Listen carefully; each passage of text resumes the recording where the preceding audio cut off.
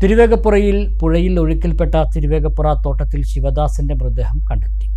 ചൊവ്വാഴ്ച ഉച്ചയോടെ ഭാരതപ്പുഴയിലെ കുറ്റിപ്പുറത്തിനടുത്ത് പേരശന്നൂർ ഭാഗത്തു നിന്നുമാണ് മൃതദേഹം കണ്ടെത്തിയത്. പോലീസ് സ്ഥലത്തെത്തി മേൽനടപടികൾ സ്വീകരിച്ചു. 46 വയസ്സായിരുന്നു. ശനിയാഴ്ച രാവിലെയാണ് തിരുവേഗപ്പുറ സ്വദേശി ശിവദാസൻ തൂതപ്പുഴയിലെ അമ്പലവട്ടം കടവിൽ കുളിക്കാനിറങ്ങിയത്. പിന്നീട് ഒഴുക്കിൽപ്പെടുകയായിരുന്നു. തുടർന്ന് പട്ടാമ്പി, ഷൊർണൂർ, കുന്നംകുളം, പെരിന്തൽമണ്ണ എന്നിവിടങ്ങളിൽ നിന്നുള്ള അഗ്നിശമന യൂണിറ്റുകളും സ്കൂബ ടീം, മുങ്ങൽ വിദഗ്ധർ ഉൾപ്പെടെയുള്ളവർ പുഴയിൽ പരിശോധന നടത്തുകയായിരുന്നു. മഴയും ശക്തമായ കുത്തൊഴുക്കും തിരച്ചിൽ പ്രവർത്തനങ്ങളെ ചെറിയ തോതിൽ ബാധിച്ചിരുന്നു. 4 ദിവസമായി പുഴയിൽ നടത്തിവന്ന തിരച്ചിലിനൊടുവിലാണ് പേരശന്നൂർ ഭാഗത്തു നിന്നും മൃതദേഹം ലഭിച്ചത്.